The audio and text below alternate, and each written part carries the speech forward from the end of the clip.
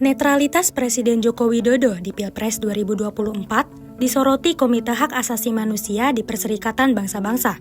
Momen itu terjadi dalam sidang Komite HAM PBB mengenai Konvenan Hak-Hak Sipil dan Politik di Jenewa, Swiss. Salah satu anggota Komite HAM PBB, Barsewa Lindiaye, mengutarakan soal putusan Mahkamah Konstitusi yang melanggengkan Jalan Gibran mengikuti kontestasi Pilpres. Ia mempertanyakan bagaimana cara para pejabat pemerintah di Indonesia, khususnya Presiden, tidak memberi pengaruh terhadap proses pemilu. Dengan beberapa pertanyaan yang dilayangkan, Dirjen Kerjasama Multilateral Kementerian Luar Negeri, Tritariat dibuat bungkam. Di lain hal, juru bicara Kementerian Luar Negeri, lalu Muhammad Iqbal mengatakan, delegasi Indonesia tidak sempat menjawab pertanyaan Diaye. Alasannya karena pertanyaan yang banyak dan waktu yang singkat.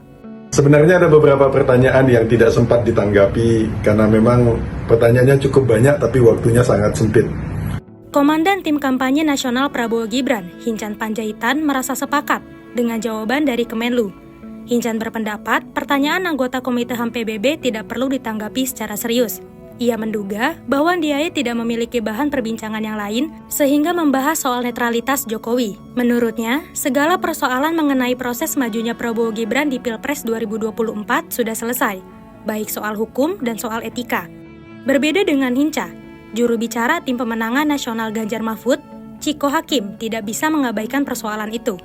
Menurut Ciko, citra Jokowi yang selama ini dikenal karena keluarganya yang tidak berpolitik sudah berubah. Meski implikasi serius dari singgungan di sidang Komite HAM PBB tidak ada, indeks demokrasi Indonesia semakin turun, dan daya tawar akan semakin lemah di mata dunia. Sementara itu, Koordinator Juru Bicara Anies Mohaimin, Maman Imanul Haq menyebutkan, semua pihak sudah melihat kualitas demokrasi dalam Pilpres 2024 yang sangat buruk, termasuk Komite HAM PBB.